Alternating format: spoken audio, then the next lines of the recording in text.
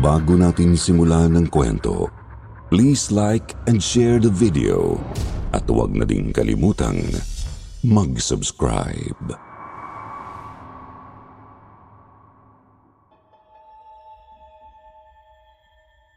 Nasubukan niyo na bang mapagtaksilan ng isang kaibigan? Dahil ako? Oo. Yun ay matapos baliin ng matalik na kaibigan kong si Patrick noon ang relasyon naming dalawa. Kapalit ng pera. Gamit ang isang malagim na lihim na itinatago nila ng asawa niya. Sa Sitio Bangungot at sa mga tagapakinig ng channel na ito, magandang araw sa inyong lahat. Ako nga pala si Royce. Nasa late 30s na ako at may-ari ng isang karinderya. Ito na ang bumubuhay sa amin ng asawa ko simula pa nung kami ay magpakasal. Araw-araw maganda palagi ang aming kita dahil malapit lang sa isang kolehiyo ang karinderya namin. Bukod pa roon, marami na ring nakapagsasabi sa amin na masarap daw ang aming luto. Kaya binabalik-balikan ng mga estudyante at mga kapitbahay namin ang aming mga panindang ulam. Idagdag pa na wala rin kaming kakumpetensya noon, kaya halos lahat yata ng customer ay hakot namin. Nung lumaki na ang puhunan namin, naisipan namin ng asawa kong gumawa ng extension sa aming kainan. May espasyo pa naman sa aming lote na balak ko sanang gawing hardin at pagtaniman, pero dahil sa dumadaming customer, gagamitin na lang namin yon para mas marami pa kaming ma-accommodate. Bumibili ako noon ng mga materyales na kahoy habang ang asawa ko naman na si Lotlot ay nasa palengke para bumili ng mga kakailanganin sa mga putahing iluluto namin, lalo na sa aming bestseller na pares. Napag-usapan namin ni Mrs. na susunduin ko na lang siya pagkatapos ng ginagawa ko dahil ako ang nagdadrive sa aming tricycle. Nabili namin ito mula sa kita ng karinderya. Ito na rin ang ginagamit namin para sa pamamalengke. Bandang hapon na yon nung magpunta ako sa palengke. Naipit pa nga ako noon sa traffic. Nagpapatugtog ako noon sa maliit kong speaker bilang pampalipas oras nang mahagip ng mga mata ko si Patrick, ang matalik na kababata ko na kasama ang kanyang asawa sa gilid ng daan. Isa sila sa aming kapitbahay na bumibili rin sa aming karinderya. Medyo malayo ang pwesto nila sa akin kaya hindi ko na sila pinagkaabalahan pang tawagin. Tutal, pagkikita naman kami mamaya dahil nga magkapitbahay lang kami. Hindi ko na dapat pa silang papansinin noon, pero nabuhay ang kuryosidad ko dahil sa nakita kong malalaking supot na dala nila na may kasama pang isang malaking kahon. Uy, mukhang may handaan kina pare mamaya ah. Ano kayang meron? Ito yata ang unang pagkakataon na nakita ko silang parang nanalo sa loto dahil sa dami ng kanilang ipinamili. Hindi ko man maisa-isa lahat ng binili nila pero kita kong may karne doon, mga isda at mga sarit-saring gulay. Mukhang may gaganaping party kako sa kanila kaya nagkibit balikat na lang ako at itinuon na lang ang atensyon sa kalsada. Naisip ko noon malamang aayain ako ni Patrick sa kanila kung sakaling may magaganap ng handaan, kaya dapat ay makauwi ako ng maaga. Kinagabihan noon, naghintay ako sa imbitasyon ni Patrick. Ulit-ulit pa akong sumisilip sa bintana namin para tignan ang bahay nilang katabi lang ng sa amin. Nakabukas pa ang ilaw sa kanila. Nangangahulugang gising pa sila pero wala akong marinig na ingay ng mga nagkakasiyahan. Para bang isa lang ito sa mga normal na gabi nila. Nawala ang atensyon ko roon nang maramdaman ang marahang pagkurot sa akin ng asawa ko sa braso. Bakit kanina pa raw ako nakatitig sa bahay nila Patrick? At kung may plano pa ba akong matulog dahil maaga pa kaming maghahanda bukas? Nakita ko kasi pare kanina ang daming dalang mga pinamili. Parang mga nanalo sa loto. Kala ko tuloy may handaan sa kanila eh. Kumunot naman ang noo ng asawa ko. Sabi niya pa baka namamalikmata lang daw ako. paano raw sila makapagwawaldas sa isang handaan, gayong gipit na gipit nga ang kanilang pamilya ngayon dahil kamamatay lang ng anak nilang matagal ding namalagi sa ospital. Kahit na nakahanap na ng panibagong trabaho si Patrick, hindi pa rin sila nakababawi sa laki ng nagastos nila sa pagpapagamot ng bata. Kung sa bagay, baka nga no, sa dami rin ng tao kanina baka nalito na ang mga mata ko. Dinaan ko na lang sa biro ang pag-uusap namin at sumama na sa kanya sa kwarto para matulog.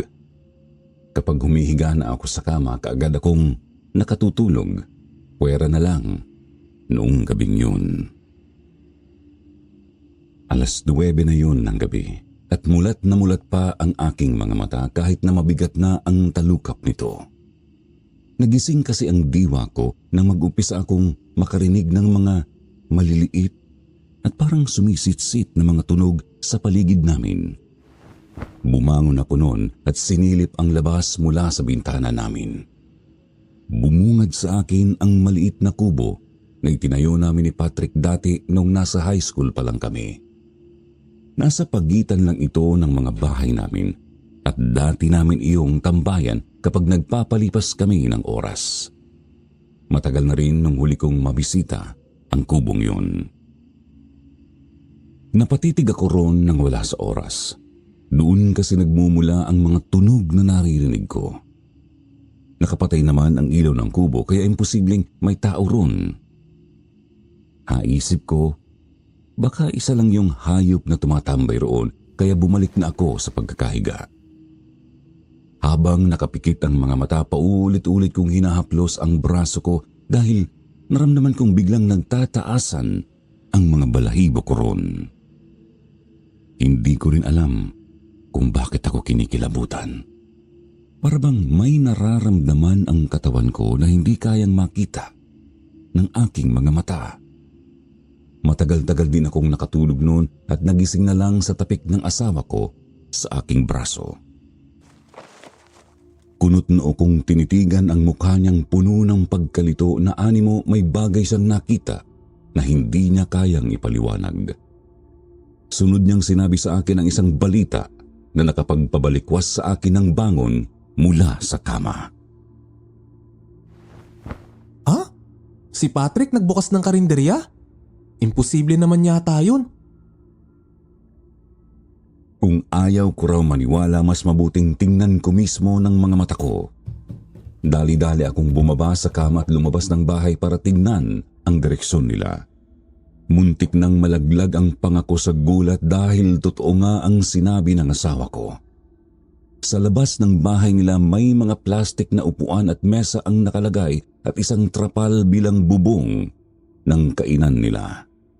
Madaling araw pa yun, pero nandoon na si Patrick at ang kanyang asawa na si Pamela na nagluluto ng sinabawang karne sa labas ng bahay nila gamit ang isang napakalaking kaldero. Nanunuot sa amin ang amoy nito na pati ang anak kong matagal bumangon ay nagising at nandoon na sa tabi ko. Natatakam sa putahe nila. Anong nangyayari? Seryoso ba sila? Niwala man lang silang pasabi sa atin ah. Ano to, bastusan? Nagkatinginan kami ng asawa ko noon. Parehas kami nang iniisip na hindi nagkamali ang mga mata ko sa nakita ko kahapon. Ang mga pinamili pala nila ay para dito sa kanilang karinderya. Saan sila kumuha ng pera bilang puhunan nila? Bukod doon, hindi namin natunugang magbubukas sila. Kaya hindi kami makapaniwala. At talagang sa tabi pa namin sila nagtayo ng negosyo. Halatang may balak silang makipagkumpitensya sa amin. Kahit na ganoon, hindi ko rin naman masabing pinagplanuhan nila yon ng maigi dahil base sa hitsura ng karinderya nila, hindi sila ganoon kahanda. Hindi maayos ang kanilang pwesto at hindi rin kaaya-ayang kainan ito, kaya kahit na nakaramdam ako ng kunting inis sa ginawa nila, binaliwala ko na lang yon. Kami pa rin ang babalikan ng mga customer dahil matagal na kami rito at subok na ang lahat. Yun ang inakala ko, Sir Jupiter. Pero nagkamali ako. Kagaya ng naramdaman ng aking anak, hindi nagdalawang isip ang mga customer naming sumubok din sa kanilang mga putahe. Sa unang pagkakataon, kinabahan ako dahil yun ang unang beses na nagkaroon kami ng kakumpetensya. Sabi ng asawa ko natural lang daw yun dahil bagong bukas pa lang sila. Hindi rin magtatagal at babalik din sila sa amin.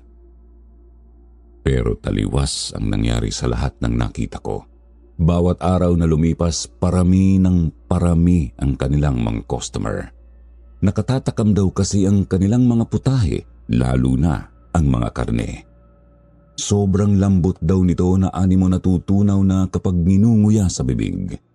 Sumusuot din sa kanilang panlasa ang bawat sarap nito na tila ba swak na swak ang timpla.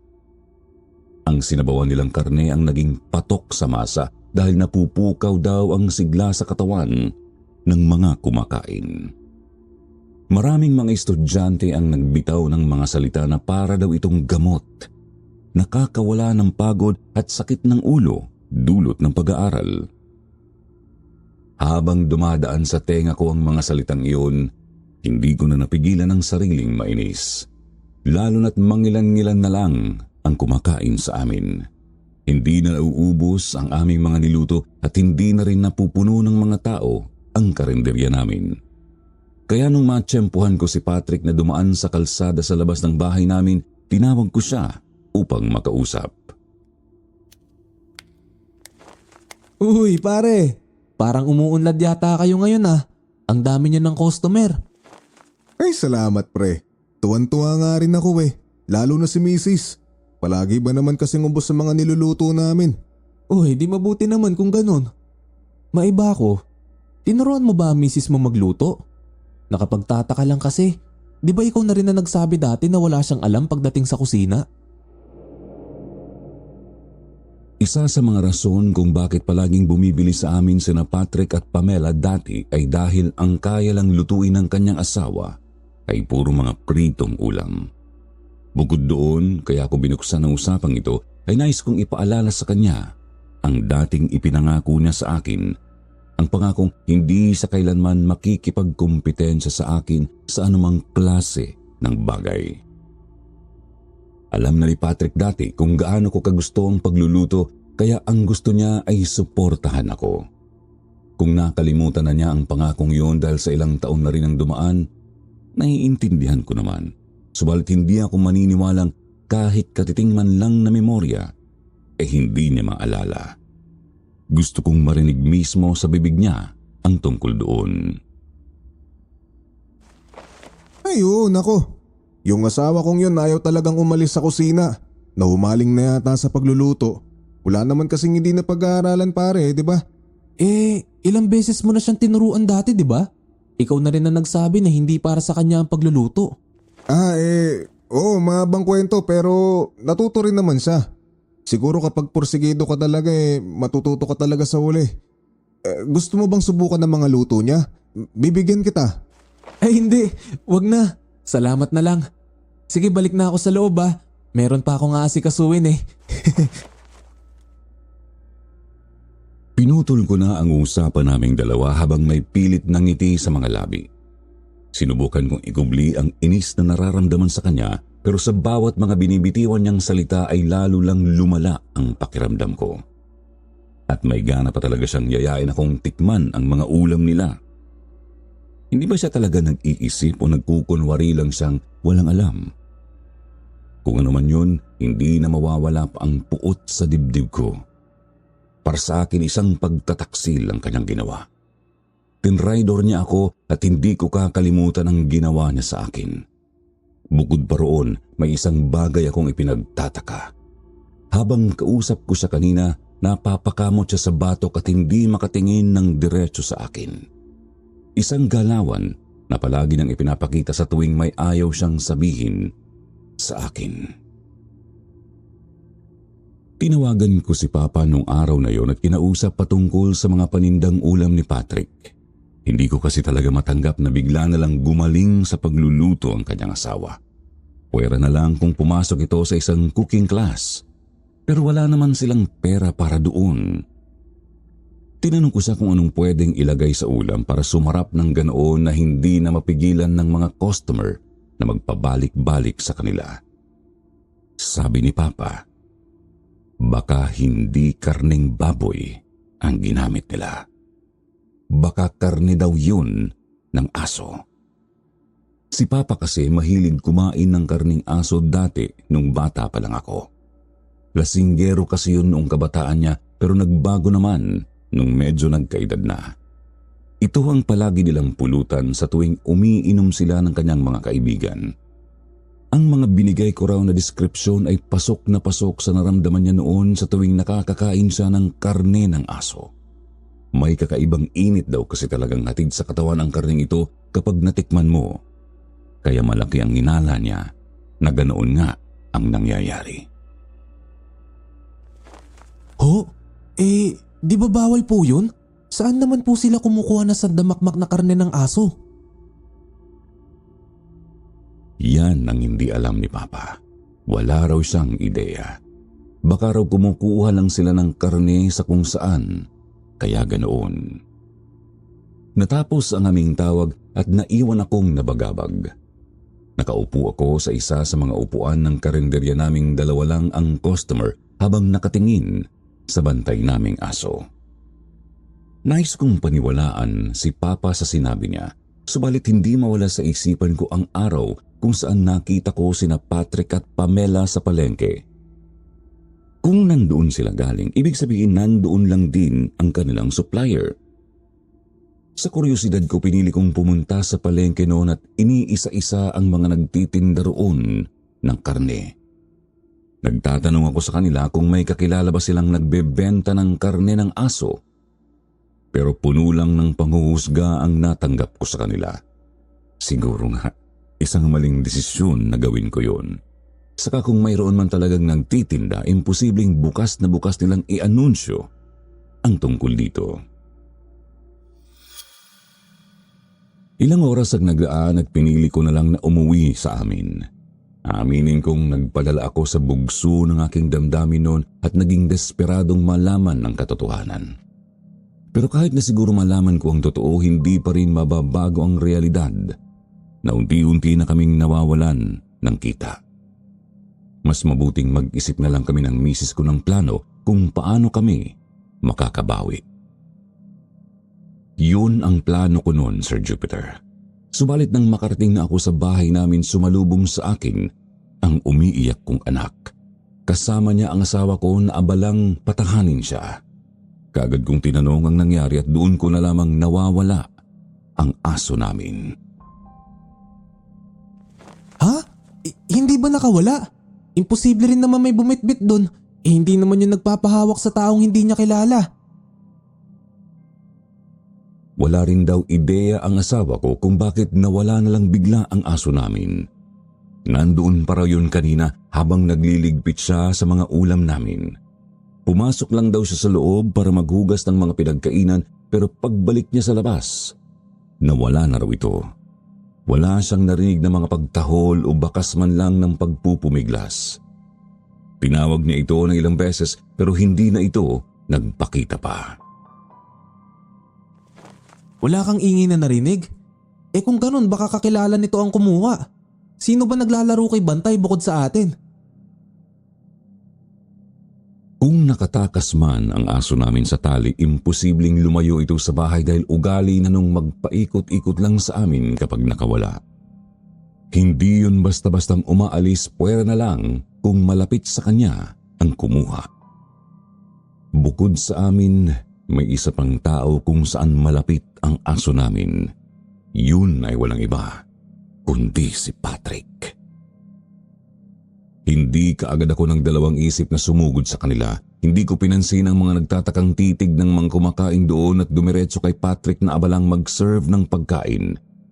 Bagya ko siyang itinulak dahilan para malaglag ang daladala niyang bowl ng sinabawang karne at matapon ng laman.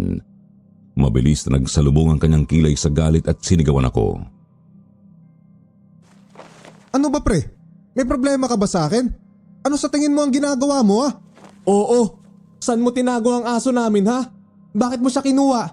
Siguro kakatayin mo siya, no? Nahihibang ka na ba? Hindi kita maintindihan. Sus! Tinatanggi mo pa. Inabisto na kita. Para sa kaalaman ng lahat na nandito, karne ng aso niyang ginagamit nyo. Hinawakan niya ng marahas ang braso ko noon at kinaladkad ako palabas dahil sa salitang binitiwan ko. Nagpumiglas naman ako at hindi umatras. Wala na akong pake kung magmukha pa akong iskandalosong tao sa paningin nila. Malakas ang kutob ko noon na siya ang kumuha sa aso namin at wala ng iba. Huwag kang magkunwari. Alam ko na ang sikreto nyo. Kayo ng asawa mo ay nagluluto sa iligal na paraan. Mga wala kayong konsensya. Dinuro ko ang pagmumukha ni Patrick noon. Kita ko ang pamimilog ng kanyang mga mata matapos ko yung binitiwan. Hindi siya makasagot sa sinabi ko dulot ng gulat. Pero ilang saglit lang ay namula ang mga pisngi nito sa inis. Minura niya ako pabalik at akmang susuntukin na pero pinigilan kami ng mga taong nandoon. Pumasok na rin sa eksena ang mga asawa namin para paghiwalayin kami. Ina mo, pre. Kung ano-ano na lang pinagbibintang mo sa amin. Kung naiinggit ka lang dahil laos na ang karinderya mo, pwes magdusa ka. Balak ko pa sanang sumagot noon pero hinila na ako ng asawa ko pabalik sa bahay namin. Isang sermon ang natanggap ko sa kanya. Kung bakit daw ako nagpadalos-dalos sa ginawa kung pwede naman yung daanin sa isang pag-uusap. Paano ko ba naman kasi yun madadaan sa mahinahong usapan kung pinangunahan na ako ng emosyon? Idagdag pa ang mga suspetsa ko sa kanya na malabong sabihing isang pagkakataon lang ang lahat. Wala na akong maisip pang pwedeng ituro na kumuha ng aso namin kundi si Patrick lang. Kinagabihan, hindi ako mapakali. Ayaw akong patahimikin ang utak ko sa pag-aalala sa aso namin. Bukod pa roon, gusto kong malaman at makakuha ng ebidensya mismo sa mga pinaggagawa ni Patrick. Nakaupo ako sa upuan katabi lang ng bintana namin habang pinagmamasdan ng kanilang bahay. Hindi ko alam kung anong oras na yon nang makita ko si Patrick na may daladalang malaking supot. Nagpalinga-linga siya sa paligid bago naglakad papunta sa kubo namin. Napatayo kaagad ako noon at dali-daling lumabas habang iniisip na ito na ang pagkakataon ko para makita ang totoo. Dala-dala ko ang flashlight sa kamay habang dahan-dahang naglakad papalapit doon. Nang makarating ako sa labas, pinatay ko ang ilaw upang hindi ako matunugan ni Patrick. Nakasara ang pinto pero dahil sa katandaan nito, may mga butas na ang dingding nitong gawa sa amakan. Sinilip ko ang loob ng kubo. Isang kandila ang nagbibigay liwanag sa buong paligid at nandoon si Patrick. Nakaupo sa sahig habang inilalabas ang mga daladalang karne. Mayroon siyang binubulong na animo may kausap. Isa-isa nitong iniaangat ang piraso ng karne sa ere habang hindi maalis ang mga ngisi sa labi. Kumunot ang noo ko nang makarinig ako ng mga paggagikik. Hindi galing kay Patrick, subalit galing yon sa loob ng kubo. Napatitig ako ng maigi sa hawak-hawak nitong karne kung bakit may tumutulo roon na likido. Dahil lang ba galing sa refrigerator ang karne kaya ganoon o may iba pang dahilan? Hindi ako nakakurap ng tuluyan kung maaninag. May dila pala ng hayop na dumidila roon. Namilog ang aking mga mata nang unti-unting lumilinaw sa akin ang isang mabalahibong nilalang. Mahaba ang mga paa nito sa likuran, subalit maliit ang harap na parang isa itong kangaroo. Subalit ang muka, matipuno ang mukha nito na parang isang kabayo. Mahaba ang tenga nitong abot sa maliliit na kamay at ganoon din ang dila nito.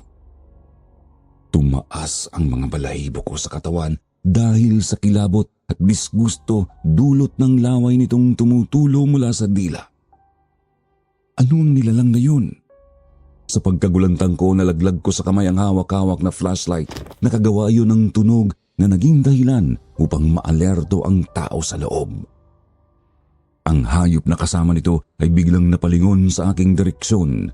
Ang mata nitong singbilog ng isang isda ay napatitig sa akin. Bago pa man ako makapag-isip, gumalaw na ang aking mga paa at dali-daling umalis doon. Muntik pa ako mapatid sa mga bato dahil sa pagmamadali ko. Nasa kalsada na ako noon nang makita ko ang aso namin sa daan. Nandoon pa ang tali nito sa leeg, subalit galit ang mga titig nito sa akin. Nakatayo ang balahibo nito sa katawan at nagpakawala ng mga tahol. Nagtaka ako sa kanyang inakto, subalit ilang segundo rin ang dumaan. Nakaramdam ako ng malamig na hangin sa aking likuran. Napalunok ako nang maglaro sa aking tenga ang isang matinis na tunog ng hayop na umaangil. Dahan-dahan akong lumingon na sa kuring pinagsisihan. Ang nilalang na nakita ko sa kubo ay nakasunod na pala sa akin. Nakalabas ang dila nito na humaba pa hanggang sa umabot na sa lupa. Hindi na napigilan ng sarili kong sumigaw at kaagad na binitbit ang aso ko papasok sa bahay namin. Kaagad kong kinandado ang pinto namin, sinara ang bawat bintana at binaba lahat ng kurtina. Napaupo ako sa isa sa mga upuan sa salas habang naliligo na ang mukha ko ng pawis. Habol-habol ko ang paghinga nang lumabas ang asawa ko sa kwarto dahil sa ingay na nagawa ko. Punong-puno ng pagtataka at pag-aalala ang kanyang mukhang lumapit sa akin. Kaagad kong hinawakan ang kanyang braso at nanginginig kong kamay. Lot, hindi ka maniniwala sa nakita ko. May alaga si na Patrick. Pero hindi ko alam kung anong nilalang yun. Hindi ko alam kung anong hayop nga ba talaga yun. Pero hinabol niya ako. Akala ko katapusan ko na kanina. Tinulungan ako ng asawa kong kumalma habang ipinapaliwanag ko sa kanya ang nangyari. Sinabi ko sa kanya ang nakita ko at halos siya ay hindi rin mapigilan ng sariling kilabutan. Hindi na namin naisip kung saan galing ang aso namin dahil nabalot na yun ng takot patungkol sa nilalang na nakita ko. Ang sabi ng asawa ko, may naikwento raw ang kanyang lolo dati sa kanya. Kagaya raw ito sa nilalang na sinabi ko. Isa raw itong sigbin. May kakayahan daw itong magbigay ng sarap sa mga putahe ng tao kapag nasa salinan ng laway nito. Baka kaya raw umaangat ang kanilang karinderya ay dahil sa nilalang na yun. Baka pumasok sa isang ugnayan si Patrick sa nilalang na yun kaya niya napapasunod ito. Kung anong klaseng ugnayan man yun, wala kaming ideya. Anong gagawin natin, Lot? May dapat ba tayong gawin? Nalilito ko. Hindi ko na alam kung anong iisipin ko sa kanila. Sinuhestyon ng asawa kong huwag na lang daw muna kaming makialam.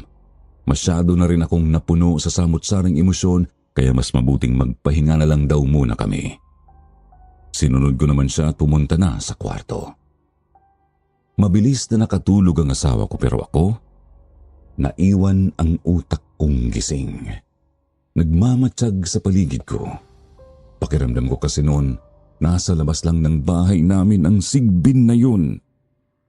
Tumaas lang ang suspetsa ko nang makarinig ako ng mga matutulis na kuko na sadyang kinakaluskos ang bubong namin na parang tinutukso ang takot ko. Napabaluktot ako sa kama at nang talukbong ng kumot. Napatakip ako sa aking ilong nang mapuno ang kwarto namin ng amoy na nabubulok na basura. Ako lang yata noon ang nakapapansin dahil hindi nagigising ang asawa ko. Mariin kong pinikit ang mga mata at pinilit ang sariling makatulog. Hindi ko alam kung anong oras na akong nakatulog pero ramdam ko pagkagising ko ang sakit ng mga binti ko. Dahil siguro yun sa biglaan kong pagtakbo kagabi. Napatingin ako sa bintana namin at sumusuot na roon ang liwanag ng araw. Nangangahulugang malapit nang magtanghali. Lumabas na ako ng kwarto at naabutan ko ang asawa kong isang putahe lang ang niluto para sa karinderya namin. Yung pares na lang kasi ang may bumibili pa, kaya hindi na nagatubili si Lotlot na sayangin ang ibang ingredients sa ulam na hindi naman mabebenta. Bumalik ako sa salas nang makita ko ang anak kong nakahiga roon at matamlay ang mukha. Napakunot ang noo ko dahil sa putla ng labi niya. Kaagad kong hinawakan ang kanyang noo para pakiramdaman ang temperatura niya at medyo mataas nga ito. Okay ka lang ba? May masakit ba sa'yo? Hinimas niya ang kanyang tiyan dahil kanina pa raw ito sumasakit. Ikatlong balik na rin daw niya sa banyo dahil sa walang tigil na kanyang pagtatae. Mukhang may diarrhea siya noon kaya kaagad ko siyang inabutan ng tubig para hindi siya ma-dehydrate. Tinanong ko kaagad siya kung ano ang mga kinain niya kahapon. Ang sabi niya sa akin, tumikim daw siya sa putahe ng kapitbahay namin. Ano? Ba't ka kumain sa kanila? Hindi ba't pinagbawalan kitang pumunta sa kanila? Hindi napigilan ng boses kong tumaas. Sa lakas ay napapasok ang asawa ko sa loob para tingnan ng sitwasyon namin. Hindi rin naman daw niya ginustong kumain noon pero niyaya raw kasi siya ni Pamela na tikman ng kanilang sinabawang karne dahil nahuli siya nitong nakatitig doon. Nasarapan daw siya sa niluto nila kaya humingi pa siya ng isa pang bowl. Okay pa naman daw ang pakiramdam niya kahapon pero pagkagising niya kanina, para na raw sinusuntok ang tiyan niya sa sakit. Basang-basa rin ang kanyang mga inilalabas sa tuwing tumatay siya. Napabuntong hininga na lang ako dahil wala na akong magagawa pa sa nangyari. Inasikaso ko ang anak ko at binigyan siya ng gamot para mapakalma ang kumukulo niyang tiyan. Tahimik lang akong nagbabantay sa kanya habang natutulog siya nang pumasok ulit ang asawa ko sa loob. Nabalot ng kaba ang mukha niya habang lumalapit sa akin bago inabot ang hawak niya. Yun ang flashlight na naiwan ko kagabi. Ang sabi ni Lotlot, si Patrick daw ang nag-abot nito sa kanya. Sabing ibigay ko raw sa iyo gayong naiwan ko raw iyon sa kubo. Napalunok ako nang magsimulang kumalabog ng mabilis ang aking dibdib. Ibig sabihin lang nun, alam ni Patrick na ako yung taong nakakita sa kanya kagabi. Hindi magkamayaw ang kaba ko. Natataranta sa posible niyang gawin. Ano na lang ang gagawin ko kung sakali mang gamitin niya ang nilalang na yun para sirain kami? Wala naman daw itong sinabing iba bukod sa pagsauli niya sa flashlight ko. Payo ng asawa ko sa akin ay huwag magpadala sa takot. Dahil kung mayroon mang dapat kabahan sa sitwasyong ito ay hindi raw ako kundi si Patrick. Gayong alam na namin ang sikreto nila. Kahit papaano ay napanatag naman ang loob ko noon. Oo nga naman, hindi ko kaagad naisip na kami ang may hawak sa kanila at pwede namin silang ilaglag kung kailan namin gusto. Ang problema, hindi kami sigurado kung paniniwalaan ba kami ng mga tao. Napunta ang atensyon ko sa bintana namin. Iwinaksi ko ang kurtinang nakatakip doon upang makita ang karinderya nila Patrick. Kagaya kahapon, punong-puno pa rin ito ng mga customer na nagsisiksikan at may iba namang naghihintay na magkabakante ang mga lamesa. Subalit may isa akong napansin noon, Sir Jupiter. Ang mga mukha nila, hindi na kagaya ng dati. Imbis na maliwanag at masigla, para bang kinunan sila ng tubig sa katawan dahilan upang maging kulubot ang mga pisngi nila. Ang kulay ng kanilang mga balat din ay parang hinipan ng isang kaluluwa at kinunan ng buhay. Putlang-putla. Okay lang siguro kung isa o dalawa lang sa kanila ang nakikita kong mayroong ganoong sintomas. Pero dahil halos lahat na sila, hindi ko mapigilang magduda noon. Baka epekto na ito ng nilalang na ginamit nina Patrick at Pamela. Ang problema ay parang hindi pa napapansin nila ang pagbabago ng kanilang muka. Siguro masyado silang sarap na sarap sa ulam, kaya imposibleng magduda sila na dahil iyon sa kanilang mga kinain. Napailing na lang ako noon at ibinalik ang atensyon sa anak kong may parehas na sitwasyon sa kanilang katawan at mukha. Hiniling ko na lang noon Nalubayan na siya ng lagnat at ng kanyang pagtatae. Kinabukasan, maaga kaming nagising ni Mrs. dahil sa nag-aalburoto na namang tiyan ng aming anak. Sumasakit na naman daw ito muli at hindi na naman niya mapigilan ang pagtae. Nagulat din kami noon dahil may taong naghihintay sa labas ng karinderya namin, naghihintay kung kailan daw kami magbubukas. Gusto raw nilang bumili sa amin ng sinabawang karne. Maaga naman talaga kaming nagtitinda pero dahil nga kakaunti na lang ang kumakain sa amin, hindi na kami nagluluto ng maaga. Wala ho bang sinabawang karne sa kabila? Yun ho ang bestseller nila eh. Bukas na rin ho sila oh. Itinuro ko ang karinderya ni Patrick pero umiling lang ang ginoong kausap ko. Bakas sa mukha niya ang pagkainis bago ipinag-krus ang mga braso. Simula raw nung kumain ang kanyang apo sa karinderya nila, hindi na raw matigil ang pagtatai nito. Wala rin daw itong ganang uminom ng tubig, kaya nandito siya ngayon sa amin, naghihintay ng sinabawang karne. Nagbabaka sakaling mapapakain niya ang apo sa paborito nitong putahe. Napatango naman ako dahil hindi ko akalaing may makakausap ako nung araw na yon na may kagayang sitwasyon ng anak ko. Naiintindihan ko po. Kung makapaghihintay po kayo, magluluto na ho kami kaagad ni Mrs. Tumango naman ang Ginoo bilang tugon kaya dali-dali na akong pumasok sa kusina. Tinulungan ko ang asawa ko sa pagluluto. Ako na ang naghiwa sa mga karne at mga spices na kinakailangan namin. Pagkatapos naming magluto, kaagad naming binigyan ang customer na naghihintay sa labas. Pinainom ko rin ang anak ko sa niluto namin dahil hindi pa ito nag-uumagahan. Ipinagdadasal ko noon na sana ay bumuti na ang lagay niya. Yung ilalim kasi ng mga mata niya ay lumalalim na sa itim. Kung magtagal pa to, baka kailangan na namin siyang dalhin sa ospital. Pagkatapos kong bigyan siya ng almusal, tinawag ako ng asawa ko sa labas. Itinuro niya ang karinderya nila Patrick dahil sa mga customer na nandoon. Kakaunti lang ang mga customer na kumakain noon. Sa tingin ko mga nasa 10 lang, malayong malayo sa dati nilang numero na umaabot ng mga nasa 50. Ang kwento ng asawa ko, may isa raw customer na kakaalis lang ang nagreklamo matapos nitong inumin ang sabaw ng sinabawan nilang karne. Ang alat daw, animot tubig dagat. Halos hindi raw niya magawang ilunok ito sa pangit ng lasa.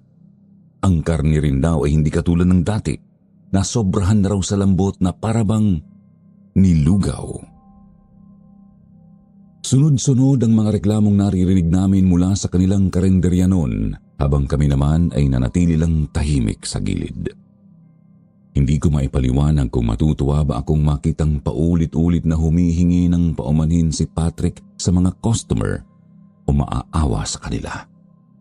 Kung ano pa man yun, labas na kami sa problema nila. Kung ano pa mang mga kababalaghang ginagawa nila dyan, wala na akong pake. Ang iniintindi ko na lang talaga noon ay ang anak ko. Araw yun ng Sabado nang utusan ako ng asawa kong mamili sa palengke. Siya muna kasi ang nakatokang magbantay sa anak namin na nilalagnat pa rin. Namimili ako noon ng mga gulay nang makasalubong ko si Patrick. May dala itong bayong sa kamay at mukhang namimili rin ng gulay. Matamlay ang mukha nito at nangingitim ang paligid ng mata. Halatang wala pa siyang tulog. Nakayuko siyang naglalakad at sakalang iniangat ang ulo nang mapansin niya ang presensya ko. Nagkatinginan kaming dalawa noon pero wala akong planong pansinin siya. Hindi ko pa rin nakalilimutan ang pagtataksil na ginawa na sa akin at nandoon pa rin ang inis sa pakiramdam ko. Lalampasan ko na sana siya noon pero nagulat na lamang ako nang bigla siyang sumigaw sa harapan ko. Hayop ka, Royce. Kasalanan mo ang lahat ng to. Kasalanan mo kung bakit nagkandaletse-letse na kami ngayon. Ha? Anong pinagsasasabi mo? Hindi ko nagawang tapusin ang sasabihin ko nang bigla na lamang siyang nagpakawala ng isang mabigat na suntok sa aking pisngi. Dahil hindi ko yun inasahan, hindi rin ako nakaiwas at natangay sa lakas ng puwersa nito. Napaupo ako sa simento habang namilipit sa sakit. Bumalik sa isipan ko ang araw na unti-unti kaming nawawalan ng customer dahil sa kanila. Dahil doon umusbong ang inis kong ikinikimkim sa kanya. Hindi rin ako nagpatalo noon at kaagad at tumayo at sinuntok din ng kanyang mukha. Wala kang karapatan sabihin sa akin yan. Unang-una ikaw ang sumira sa kabuhayan namin. Nagpalitan kami ng suntok ni Patrick sa loob ng palengke hanggang sa pinaligiran kami ng mga taong pinaghihiwalay kami. Umuwi ako sa amin na putok ang mga labi at nagkapasa ang mga pisngi. Halos hindi ko maipaliwanag ng maayos sa asawa ko ang nangyari dahil sumasakit ang bibig ko sa tuwing magsasalita ako.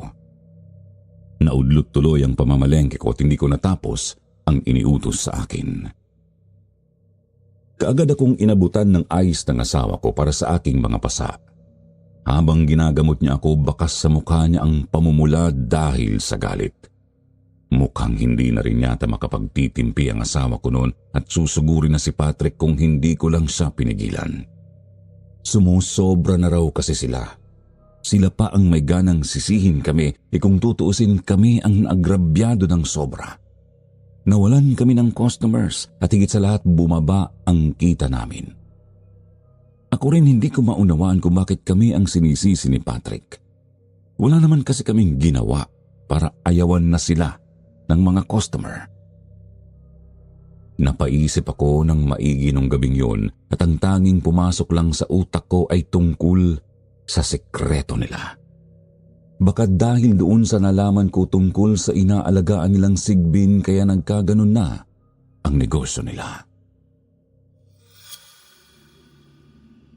Malalim na ang gabi noon at napagpasya na namin ni misis ko na matulog matapos naming patulugin ang aming anak. Papasok na ako noon sa kwarto nang makarinig kami ng boses mula sa labas ng bahay namin. Kaagad naman kaming lumabas upang tingnan kung sino yon. Kumunot ang noo ko nang makitang si Pamela pala yon. Ang asawa ko rin ay kaagad napakrus ang braso at matalim na tinitigan ng babae. Pero bago pa ako makapagsalita, umeksena na si Lotlot at tinanong kung ano ang ginagawa niya sa bahay namin. Kung may balak daw ba siyang mag-iskandalo ay hindi rin daw niya siya uurungan. Huminga muna ng malalim si Pamela bago umiling. Naluluha ang mga mata nito at ang boses niya rin ay nanginginig. Imbis na makipag-away, humingi siya ng tulong sa amin. Si Patrick daw kasi hindi na makatayo pa. Pag-uwi raw nito kanina sa kanilang bahay bukod sa mga pasa nang hihina raw ang katawan niya. Pinagpahinga naman daw niya ang asawa dahil baka pagod lang. Subalit nung tinawag na niya ito para kumain, hindi na raw ito makabangon pa. Hindi na rin makapagsalita na parabang may nakadagan sa lalamunan. Pinipigilang lumabas ang kanyang boses. Nang marinig ko ang balitang yun, nagulat ako. Hindi ko mapigilang mag-alala para kay Patrick, subalit nanaig pa rin ang galit ko nung mga oras na yun, kaya agad kong tinanggihan ang paghingi ng tulong ni Pamela. Ba't ka naman hihingi sa amin ng tulong? Hindi mo ba alam na ako ang bumugbog sa asawa mo? Wala na akong pake kung ano pa mangyari sa inyo. Kagad na humingi ng paumanhin si Pamela sa amin. Wala raw kasi silang malapitang iba na posibleng tumulong sa kanila. Yung ibang kapitbahay namin ay ayaw rin silang pansinin dulot ng kanilang mga niluto na nakapagbigay sama ng pakiramdam sa mga tao. Subalit, hindi pa rin ako nagpatinag noon at itinaboy si Pamela. Hinila ko na papasok ang asawa ko sa loob at iniwang mag-isa ang babae sa labas. Pumasok na kami sa kwarto namin para matulog. Nang magising ako, hindi umalis sa isipan ko ang nangyari kay Patrick. Magsisinungaling ako kung hindi ako nakonsensya sa ginawa ko. Sa katunayan, gusto ko na talagang pumunta sa bahay nila para tingnan ang kalagayan niya. Matalik kong kaibigan si Patrick noon pa kaya kahit may alitan sa aming dalawa, hindi pa rin yun sapat para tuluyan akong mawalan ng pake sa kanya. Ang asawa ko rin ay nag-aalala para sa lalaki. Katulad ko, gusto niya ring puntahan namin si Patrick. Bago pa man kami makapagdesisyon ni Lotlot, muling bumalik si Pamela sa amin at sa pagkakataong ito ay humahagulhol na. Dahil doon hindi na namin napigilang pumunta sa kanila. Naabutan namin si Patrick na nakahiga sa kanilang kama at hirap nang imulat ang mga mata. Nagtaas baba ang dibdib niya, halatang nahihirapan din sa paghinga. Nandoon pa rin ang mga iniwan kong pasa sa kanyang mukha, pero mas maitim pa ang kulay sa paligid ng kanyang mata. Ang buhok niya ay unti-unti ring nalalagas na parabang kaunting ihip lang ng hangin, matatanggal ito lahat. Muntik na akong maluha dahil hindi ko kayang titigan ang nanghihina akong kaibigan. Napansin ko na kahapon pa ang pamamayat ng kanyang katawan at ang kanyang katamlayan, pero hindi ko inakalang magiging ganito siya kalala. Diyos ko po, ano bang nangyayari sa'yo? Hindi ka naman ganito kahapon. Dapat na ba natin siyang dalhin sa ospital? Si Pamela sa aking tabi na humihikbi ay may suspetsa sa nangyari sa kanyang asawa. Ang may kagagawan daw ng lahat ng ito ay walang iba kundi ang sigbin na nakasama nila. Ang sigbin daw na yun ay nagpakita sa kanila pagkatapos nilang ilibing ang kanilang anak. Nalugmok sila sa utang noon dahil sa sandamakmak na loan na pinasukan nila para lang may maibayad sa pagpapagamot ng anak. Kahit na nakahanap na ng trabaho si Patrick, hindi pa rin yun sapat para bayaran buwan-buwan ang mga utang nila. Dahil doon, tuluyan na silang bumigay sa kagustuhan ng sigbin. Ang sabi nito, kaya raw sila nitong iahon sa kahirapan sa pamamagitan lang ng pagpapasarap ng kanilang mga ulam. Kahit na alam nilang masasaktan kami sa gagawin nila, hindi raw nila inisip yon na maigi dahil masyado na silang desperadong makaahon. Kabadong-kabado pa raw sila noon dahil baka nagsisinungaling lang ang sigbin sa kanila. Subalit, hindi. Binagsa kaagad sila ng mga customer dahil sa sarap ng kanilang ulam. Hindi rin mapigil ang kanilang saya noon dahil umaasenso na sila. Nalimutan na nilang may mga tao silang nasaktan at posibleng may kapahamakang dala ang pagpayag nila sa kagustuhan ng sigbin. Dumating nga ang araw na yon na tuluyang may nakaalam sa kanilang sekreto. Dahil nakita ko ang nilalang na yon at ang pinaggagawa niya sa mga karne simula raw nung araw na yon, hindi na nagpakita pang muli ang sigbin.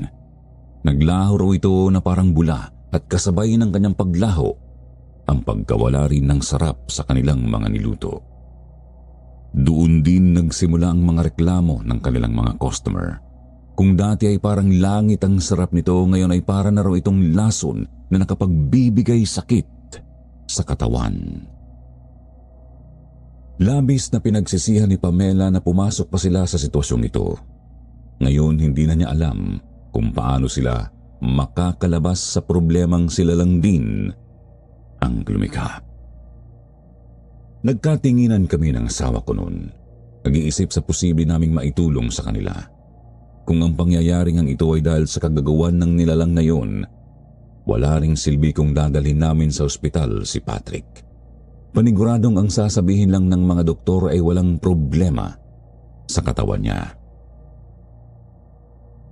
Lot, baka may alam ang lolo mo na pwedeng pangontra sa mga sigbin. Yung anak din kasi natin hindi pa gumagaling eh. Nag-alala na rin ako para sa anak namin dahil hindi pa rin bumubuti ang kanyang kalagayan. Hindi naman ganito kalala kay Patrick pero baka kapag nagtagal pa, maging huli na ang lahat. Ayoko nang lumala pa ang kondisyon ng anak ko kaya nais kong makahanap ng solusyon sa problemang ito. Nung araw na yon, kinontak kaagad ni Lotlot ang kanyang lolo para magtanong tungkol sa mga sigbin. Kung nangyayari pa raw ang mga sakit na ito, hindi pa raw tuluyang umalis ang sigbin. Ang hula ng kanyang lolo ay pinili lang daw nitong huwag magpakita. Hindi raw sigurado kung iepekto ba ang suhestyon niya, pero ang ginagawa raw nila sa kanila dati, nagsusunog daw sila ng sungay ng kalabaw sa labas ng kanilang bahay. Yung usok daw na yon ang magtataboy sa mga sigbin dahil hindi raw nila gusto ang amoy nito. Bukod pa roon, araw-araw din daw na magwalis sa loob ng bahay gamit ang walis tingting dahil takot daw ang mga sigbin doon. Sensitibo rin ang kanilang mga tenga at ayaw nila sa nakaririn din itong tunog. Kaagad naming sinabi kay Pamela ang nalaman namin mula sa lolo ni Lotlot. Tinulungan namin siyang maghanap ng sungay ng kalabaw noon. Halos isang araw din kaming naghanap at sa wakas may nagbigay sa amin. Inilagay namin ang sungay sa nagliliyab na apoy sa labas ng bahay nila Pamela. Pagkatapos nagwalis kami sa mga bahay namin gamit ang walis tingting. Araw at gabi namin yung ginagawa sa loob ng 7 araw. Bawat araw na dumaan, unti-unti na rin naming nakikita ang pagbabago ng kalagayan ng anak namin. Bumabalik na ang kulay sa mukha niya. Nagagawa na niyang magtatakbo sa loob ng bahay at kumain ng marami. Salamat sa Diyos dahil hindi na rin ito nag-LBM. Pinuntahan din namin si Patrick para tingnan ang kalagayan niya kung may pagbabago ba. Kaagad na sinalubong kami ng pagpapasalamat ni Pamela nang magawa ng imulat ni Patrick ang kanyang mga mata. Nahihirapan pa rin siyang igalaw ang katawan pero kahit papaano ay nakasasandal na siya sa kama. Higit sa lahat, nakapagsasalita na rin siya. Pasensya ka na pare. Pasensya kung inuna kong maging makasarili. Hirap na hirap lang talaga kami. Natuwa akong marinig yun mula sa kanya. Yung inis na daladala ko ay napawi dahil lang sa paghingi niya ng tawad. Yun lang din naman kasi ang hinihintay ko mula sa kanya. Hindi na rin ako nagtanim pa ng galit at tinanggap ang kanyang paumanhin. Okay na yun pre, kalimutan na natin yun. Focus ka na lang dyan sa pagpapagaling mo. Hindi nagtagal, tuluyan na ngang gumaling si Patrick.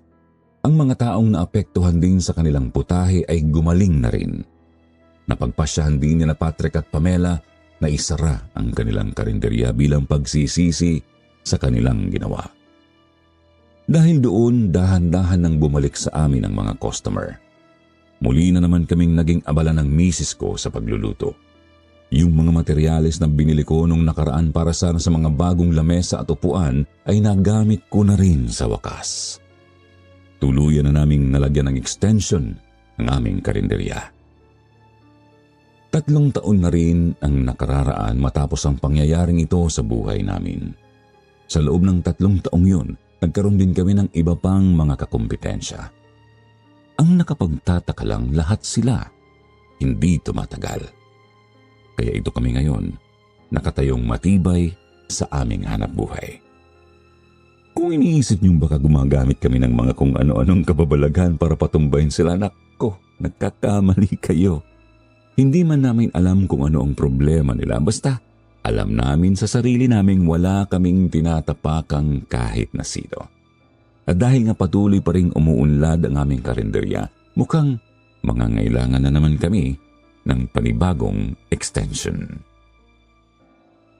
Hanggang dito na lang po ang kwento ko, Sir Jupiter. Marami pong salamat sa inyo at sa Sitio Bangungot, lalong-lalo na rin sa mga nakikinig nito hanggang dulo.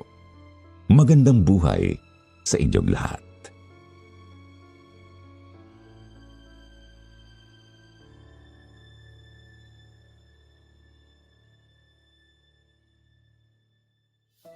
At ngayon naman, eto na syempre ang shout-out portion. Shout-out kay Winter Bear, Maricel Gonzaga, Marites Giray, Nel Bernardo, Marie. Shout-out kay Marisa Lozada, Luz Miguel, Ronald Miguel, JZ Christy Alinday, at Lovelyn Vicente. Special shout-out naman po kay Francesca Alto. Maraming salamat sa iyong pagtangkilik sa aming mga channel. Sa mga hindi pa nababanggit, huwag nang magtampo. Isusunod namin kayo sa susunod na episode.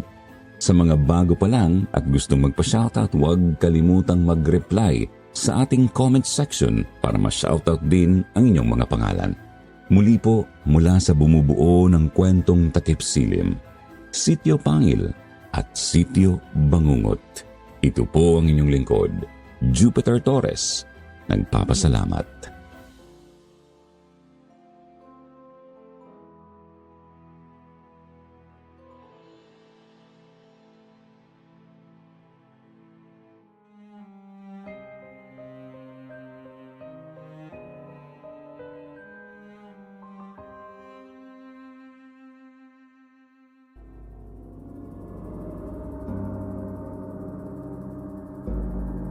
Kabuti.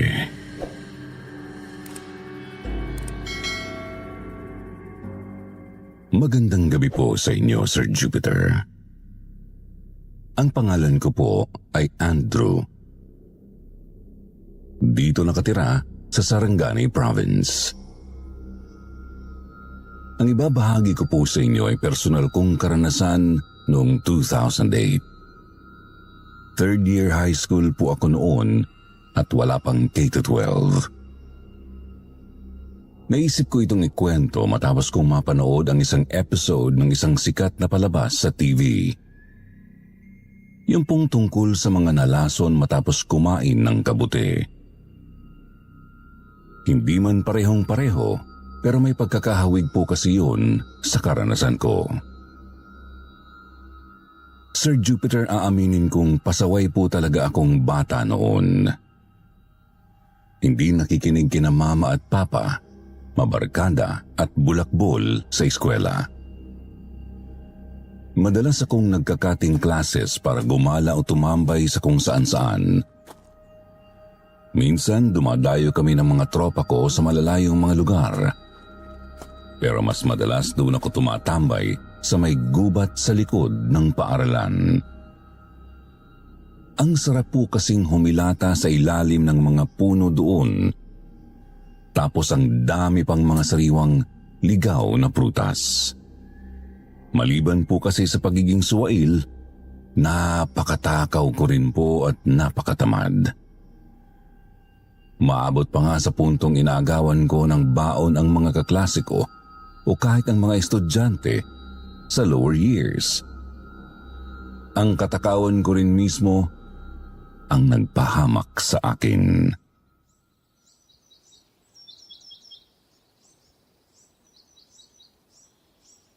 Buwan ng Hulyo po noon. Culmination ng Nutrition Month celebration sa paaralan namin. Nag-iikot-ikot ako sa mga classroom para manghingi ng iba't ibang mga pagkaing matipuhan ko. Gaya ng inaasahan, hindi lahat nagbibigay. Sa ngayon, naiintindihan ko na sila kasi pera naman nila ang ginastos para sa mga niluto nila. Pero dati napipikon ako kapag may ayaw mamigay sa akin. Ang ginagawa ko, tumitsyempo ako at nang hahablot ako ng gusto kong pagkain, sabay takbo. Alam ko po. Napakasama kong bata noon. Kaya nga kapag naiisip ko yun, napapasabi na lang akong, buti nga at dinanas ng batang ako ang isang nakapanghihilakbot na karanasan.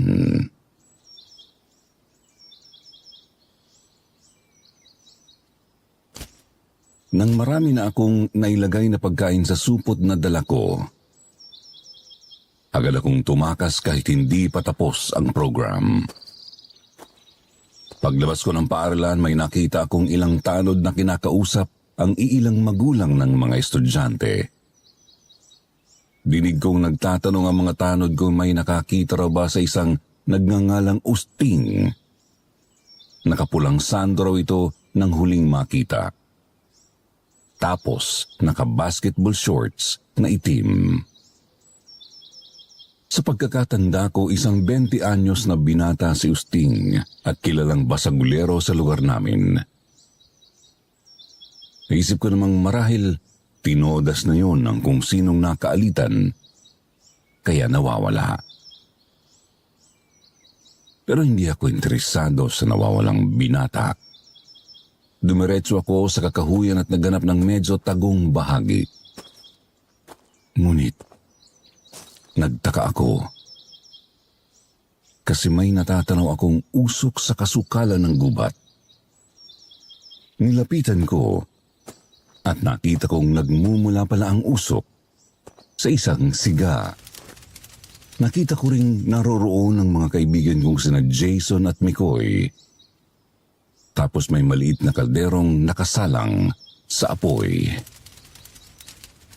Lumapit ako sa kanila at nagtanong kung bakit naroroon sila. Tanong ko rin kung bakit doon sila nagluluto gayong medyo malayo na yun sa paaralan namin. Tanong ko rin kung bakit doon sila nagluluto gayong medyo malayo na yun sa paaralan namin. Ngiti naman ni Mikoy. Basta maghintay ka lang pre, siguradong matutuwa ka rito. Ilang minuto pa at binuksan na ni Jason ang kalderong nakasalang sa apoy. Kita ko sa loob ang ilang piraso ng kabuti. Hindi kumukulo ang tubig, mukhang saktong pinainitan lang nila. Pagkatapos nilagyan nila ng ilang pakete ng kape, tsaka ibinuhos sa 3 plastic na mga tasa. Noong una, ayaw ko sana kasi hindi naman ako mahilig sa gulay. Isip ko dati, simpleng gulay din naman ang kabuti. Kaya malamang na nakakadiri para sa akin ang lasa noon. Pero inudyukan ako ng 2 na subukan lang ang nasabing inumin. Kapag naubos ko raw yung tasa, kakaibang karanasan daw ang matitikman ko. Wala raw sinabi ang paborito naming beer. Humigop ako. Hindi rin naman pala masama. Kasi natabunan naman ng kape ang lasa ng kabuti. Humigop pa ako at humigop pa ng humigop. Hanggang sa naubos ko na ang isang tasa. Wala naman akong napapansing kakaiba sa sarili ko. Hindi ako nalalasing o tinatamaan. Sa totoo lang, hindi ko pa alam kung ano ba ang dapat kong maramdaman noon. Subalit kita kong napakalapad ng ngiti ng mga kaibigan ko. Sabi ni Jason maghintay lang daw ako ng mga kalahating oras. Kumain daw muna ako ng mga dala ko. Agad naman akong dumukot ng lumpia sa supot tapos binulyawan sila. Pinaglololo ko yata ako eh. Pinainom nyo lang ako niyang nakakadiring kabuti para sa wala. Umupo ako sa ilalim ng isang puno habang pinagpipilitan nilang maghintay lang ako. Kumain tapos sumandal muna ako sa puno. Nanahimik lang din muna ako para namnamin ang preskong hangin at huni ng mga ibon. Lumipas ang mga minuto at naramdaman kong gising na ang diwa ko. Isip ko, epekto malamang ng kape. Pero hindi eh. Mas malakas. Mas nakabubuhay dugo at mas masarap. Nagpalinga-linga ako. Kita kong napakalalapad pa rin ang mga ngiti ng Jason at Mikoy. Tapos nasa kawalan ang tingin. Sumasabay sila sa pagsayaw ng apoy at usok sa gitna namin ng mga kaibigan ko. Kahit ang mismong sinag ng nakangiting araw ay sumasayaw din. Ang lagaslas pa nga ng mga dahon at huni ng mga ibon ay tumutunog na parang musika sa aking pandinig. Hindi ko po sigurado kung ilang oras na ang lumipas. Basta natauhan na lang ako ng palubog na ang araw. Masakit ang ulo at medyo nahihilo, pero di ko may tatangging sobrang nag-enjoy ako. Tinanong ko si Mikoy kung epekto ba ng kabuti ang naranasan ko. Tumango naman sila, tinuro nila sa akin kung paano makakamtan ulit ang ganoong pakiramdam sa pamamagitan ng kabuti. Tinuro nila sa akin ang tamang klase ng kabuti at kung paano ito ihahanda. Hindi ko nga lang ito idedetalya rito sa kwento sa iyo kung may mga has na subukan ang kalokohang ito.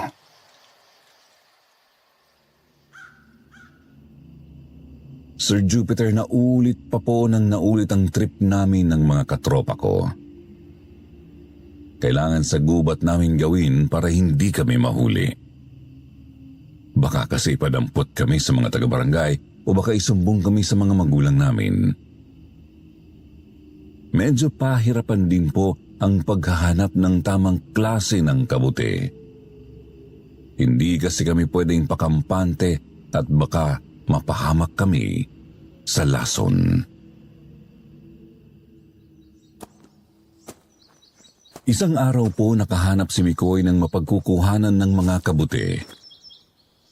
Isang tagong piraso ng lupang may mga pabilog na kumpulan ng mga kabuting kailangan namin. Tuwang-tuwa kaming tatlo kasi marami po talagang kabuti roon kaya hindi na kami mahihirapang maghanap sa masukal na gubat. Doon na rin po kami nagsiga malapit sa bahaging yun, Sir Jupiter. Mga 2:00 ng hapon po yun. Pumitas at nagluto kami ng kabuti tapos sinimulan ang trip namin. Umupo ako sa ilalim ng isang puno habang umiinom ng kapeng may kabuti. Nakatitig lang ako sa mga kabuting nakatanim pa sa lupa, ilang metro mula sa amin. Tinititigan ko ang mga kabuti. Tinititigan ko yung parang ulo nila. Nakakatuwa. Kasi ngumingiti sila sa akin, tapos sinasayawan nila ako. Nagmumukha silang maliliit na mga bata. Tumatayo mula sa lupa, tsaka nagtatatakbo pa sa maliit na piraso ng lupa. Tumatakbo sila papalapit sa akin. Gusto nilang makipaglaro. Gusto nilang sumayaw din ako. Nagkukumpulan sila sa isa't isa hanggang sa nagkakadikit sila at nabubuo. Nagsasama sila at nagiging napakalaking kabuti. Sinlaki ng isang tao. Sumasayaw-sayaw sa harap ko tapos unti-unting nalulusaw ang ulo at nagkakaroon ng mukha ng isang tao. Tinititigan ko lang siya. Tumitig din siya sa akin. Pero hindi maganda ang kutob ko. Kasi nalilisik ang mga mata niya. Sir Jupiter, kinikilabutan na ako noon. Yung maganda at masarap na pakiramdam nawala na sa sistema ko. Basta nanginginig na ang kasukasuan ko tsaka ang bilis ng tibok ng puso ko. Napakalamig na rin ng pawis ko. Gusto ko nang matapos na ang trip na yon. Pero hindi ko magawang makatakas sa harap ng kabuting kamukha ni Justine. Ang hindi pa rin nakikita na si Justine.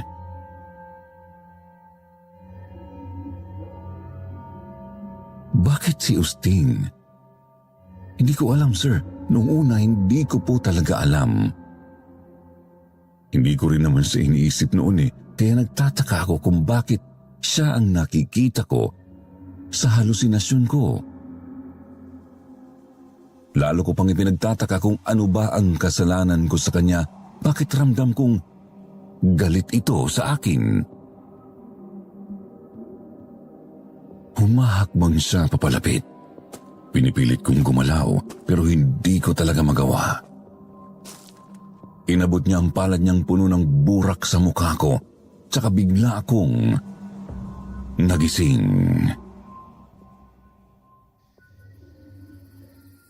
Gabi na po nang matauhan kaming tatlo at patay na ang apoy sa siga. Pansin ko kina Mikoy at Jason na hindi rin nila gusto ang nakita sa naging trip namin. Nagkakwentuhan kami at napag-alamang pare-pareho kami ng nakitang ilusyon. Higanting kabuti na naging kamukha ni Usting. Isa pa po sa ikinababahala namin, napakalakas talaga ng heart rate namin noon. Malakas kaysa sa karaniwan naming sabak. Naisip pa nga ni Jason na baka may lason ang kabuti sa pirasong yun ng lupa. Pero nangatwira naman po si Mikoy na baka sadyang mas matapang lang at kailangan lang naming bawasan ang tinitira namin. Hindi lang talaga namin maintindihan kung bakit pare-parehong ang nawawalang si Usting ang nakita namin.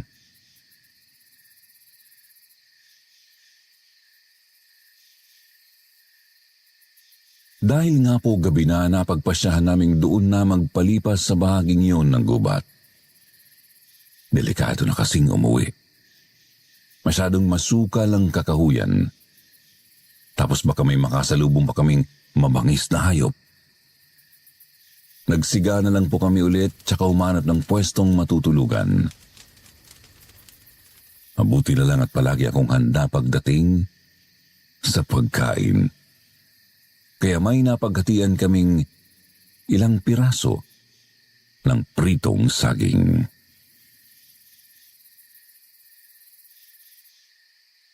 Malakas na ang huni ng mga kuliglig ng pumwesto na kami para matulog. Mga 2 metro lang kami mula sa aboy para hindi kami malamigan. Yung bahagi ng lupang may mga kabuti naman po mga 5 metro mula sa apoy. Medyo masakit pa ang ulo ko, bagay na karaniwang epekto naman ng pagtira ng kabuti. Napapapikit pa po ako sa antok noon habang nakatingin sa sumasayaw na apoy. Subalit nang nakaidlip na sana, bigla ko namang naramdamang may papalapit sa amin mula sa mga kabuti. Napadilat ako. Lumingon at nanlaki ang mga mata ko nang makita ko si Usting. O mas tamang sabihin, ang kabuting kamukha ni Usting. Naaagnas ang balat at puno ng putik ang buo niyang katawan. Suot din ito ang gula-gulanit na pulang sando at itim na basketball short. Mabagal pa siyang naglalakad noong una papalapit sa amin, pero bigla na lang siyang tumakbo habang nakatitig sa akin. Doon na ako napatayo at kumaripas ng takbo sa kasukalan ng kakahuyan. Madapa-dapa pa nga po ako kasi napakadilim ng paligid at maraming bato at ugat sa lupa. Subalit dahil sa matinding kilabot, pinipilit ko ang sariling mabilis na tumayo ulit at magpatuloy sa pagtakbo. Nagpalingalinga ako para maghanap ng daan. Ngunit purong kadiliman at mga puno lang ang naaaninag ko. Mga punong sumasayaw at nakangiti sa akin. Yung iba pa nga pinagtatawanan pa ako. Kahit ang huni ng mga kuliglig tila tunog hagik-hik na rin sa pandinig ko. Hanggang sa natisol ako ulit at hindi agad nakabangon. Bigla akong kinumbabawan ni Usting at habol hininga akong nagising. Humahangos akong napatingin kina Mikoy at Jason. Wala pa man kaming sinasabi, alam na naming magkakapareho kami ng bangungot. Isip namin baka epekto lang ng mas matapang na kabuti. Kaya siguro kailangan lang naming bawasan ang tinitira namin.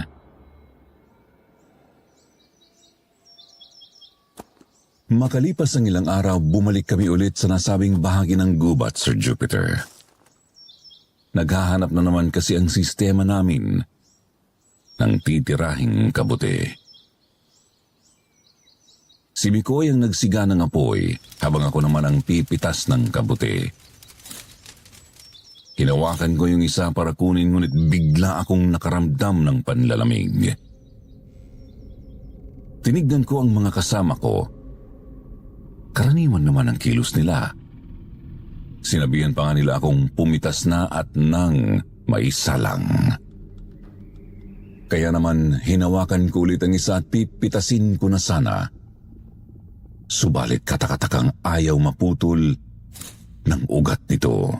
Kahit matalas naman ang kutsilyo ko. Sinubukan kong hilain at nanlaki ang mga mata ko nang may sumamang buto sa kamay ng tao. Napasigaw ako, dali-daling lumapit sina Jason at McCoy, maging sila'y nahintakutan din sa nasabing buto.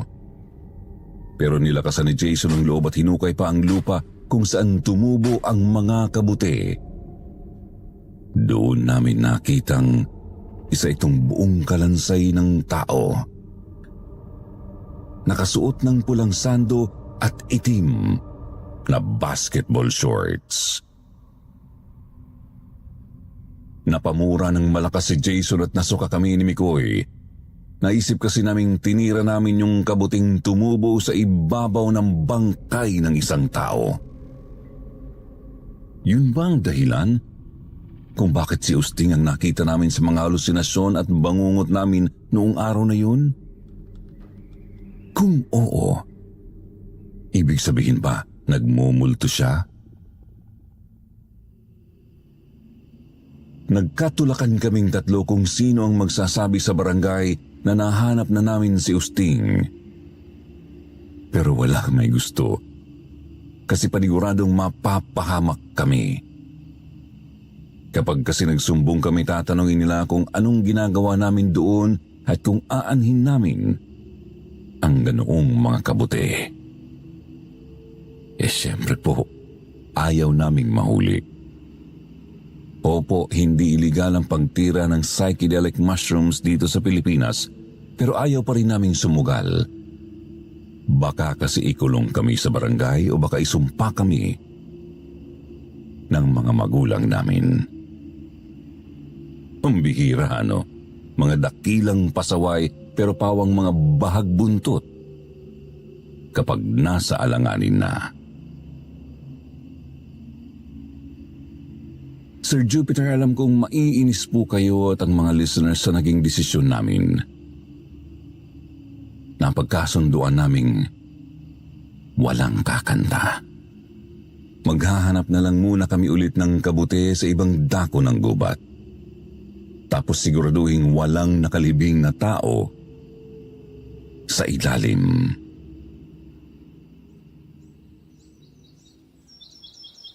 Makalipas ang ilang araw, Sabado at walang pasok, nakahanap nga po kami ulit ng lugar na may mga kabuti.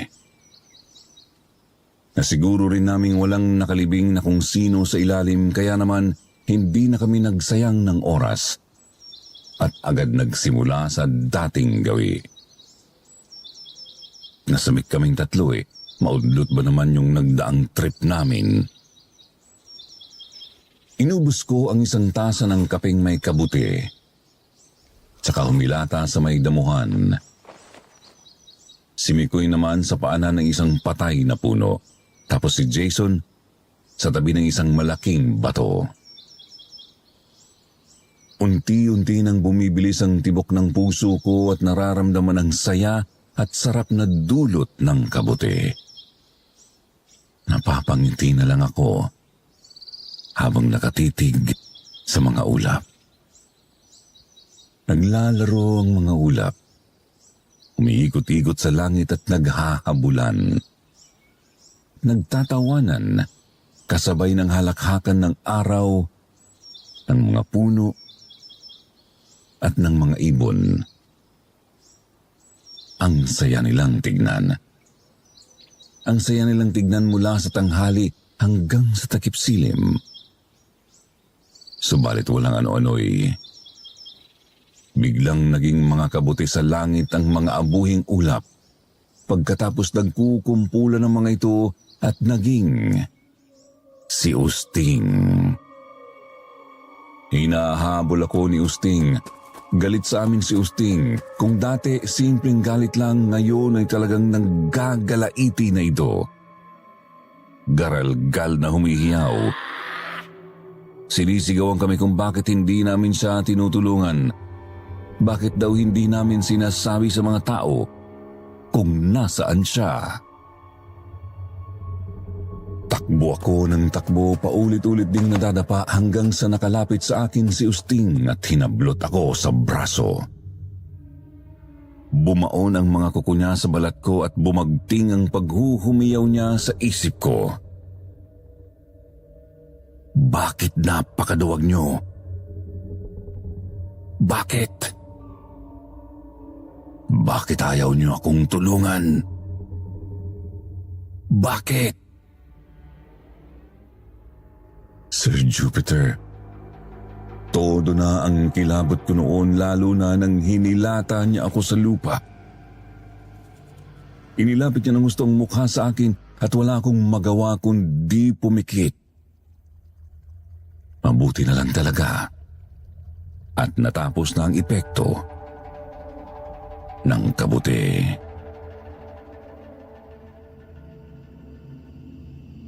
Humahangos akong bumangon mula sa pagkakahiga sa damuhan. Maging sina Mikoy at Jason ganoon din. Subalit na hintakutan kami ng matantong totoong may sugat ang aming mga balat. Ako may sugat sa braso na gawa ng mga bumaong kuko. Si Jason may sugat sa likod dahil sa pagkakalmot sa kanya ni Usting. Si Mikoy naman may sugat sa balikat na dulot ng pagkagat. Ano na? Magsumbong na tayo? Hindi ko napigilang sabi sa mga tropa ko. Kumontra naman agad si Jason kasi ayaw niya talagang mabisto ang kalokohan namin. Nagulat naman ako nang sininghalan siya ni Mikoy at sinabing, ayaw mong mabisto tayo? Iayos lang ba sa'yong mapatay tayo ng lintik na Usting na yan? Sisiga-siga pero nang mamatay, tayo ang ginagambala, buwisit! Sir Jupiter, napagkasunduan namin noong gabing yun na pag-isipan muna ang gagawin naming hakbang. Mahirap na po kasing magkamali. Napagpasyahan din naming huwag na munang tumira ng kabuti at baka gambalain na naman kami ni Usting. Subalit, sadyang hindi matahimik ang kaluluwa ng lalaki. Mga 3 o 4 na gabi pagkatapos ng huling tira namin noon, tapos na akong kumain at patulog na rin. Isasara ko lang sana ang bintana kasi medyo malamig nang may matanaw ako sa di kalayuan. Isang taong nakatayo malapit sa puno ng bayabas. Nakapulang sando at itim na basketball short, nakatitig sa akin. Mabilis kong sinara ang bintana. Kumiga at nagtalukbong ng gumot. Hindi ako makatulog dahil sa kilabot. Nagtataka. Bakit ko ba nakikita si Usting? Gayong hindi naman ako sabog. Nakakaidlip din naman dahil sa antok. Pero napapadilat din kasi nakikita ko talaga si Usting. Kahit saglit lang akong nakakatulog, tuloy-tuloy niya akong hinahabol sa aking panaginip. Pagputok ng araw, puyat akong dumiretso kina Mikoy. Nakita ko agad sa bakuran nilang naroroon na rin pala si Jason at gaya ko. Nakita rin nila si Usting.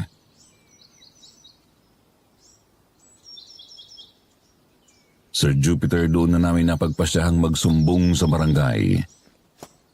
Napuntahan din nila agad ang pinaglibingan kay Usting. Tapos nabisto nga ang kalokohan namin. Si Jason ipinadala sa Davao ng kanyang mga magulang. Si Mikoy pinatigil sa pag-aaral. Ako naman po, Binugbog ni Papa gamit ang sinturon. Saka tinali sa loob ng kulungan ng baboy sa loob ng isang buong 24 oras.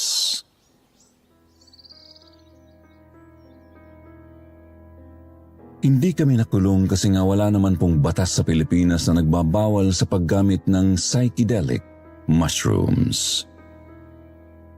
Gayunpaman, hindi na kami ulit tumira ng kabuti. Hindi nga po kami ulit kumain ni Mikoy ng kahit na anong kabuti, kahit pa yung mga ligtas para lutuin. Kahit yung mushroom sa pagkain ng isang sikat na fast food chain, hindi ko rin kinakain. Ang lakas po kasi makatroma ni Usting eh. Pakiramdam ko isang subo ko lang ng kabuti makikita ko ulit yun. Dahil din po sa karanasang iyon, nagbagong buhay na ako, Sir Jupiter. Inalis ko na ang pagiging pasaway at matakaw. Nagtino sa pag-aaral hanggang sa nakatapos. Sa ngayon, bisor na ako sa isang resort dito lang din sa Sarangani. May pamilya na. At ramdam ko na rin kung paano magkaroon ng isang cute pero napakapasaway na anak. Ayun, sana po may natutunan kayo sa kwento ko. At bago ko po ito tapusin, gusto ko lang kayong balaan na huwag kayong titira ng psychedelic mushrooms o kahit na anong mga bawal na gamot, layuan nyo rin. Una, syempre, sisirain lang ng mga ito ang buhay nyo. At ikalawa, di nyo alam kung kailan makikipaglaro sa inyong ibang elemento habang nasa kasarapan.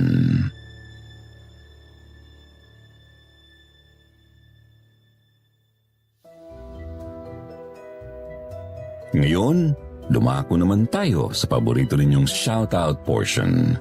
Shoutout going out to Babylene Fajarda ng Korea, Elizabeth Dacles, Marilyn Camanero, Edlina Rogante, Rona. Shoutout din kay Jeneline Acas, Amihan Grande, Solo Traveler, J.R. De La Cruz at Winter Snow. Agbasa naman tayo ng pinakamagandang comment galing kay Maydel Milet. Sabi niya, hello po, Sitio Bangungot, pampawala talaga ng lungkot ang mga stories niyo kahit pa sabihing nangungulila pa din ako sa pagkamatay ng asawa ko last June 25, 2023. Nakikiramay po ang buong kwentong Takip Silim at Sitio Bangungot team sa pagkamatay ng asawa ninyo, Maydel Milet. Sa mga hindi nabanggit, sa susunod na lang po. Huwag niyo kalimutang mag-reply sa comment para ma-shoutout ang pangalan ninyo. Muli po mula sa bumubuo ng kwentong Takip Silim at Sitio Bangungot, ito ang inyong lingkod, Jupiter Torres. Nagpapasalamat.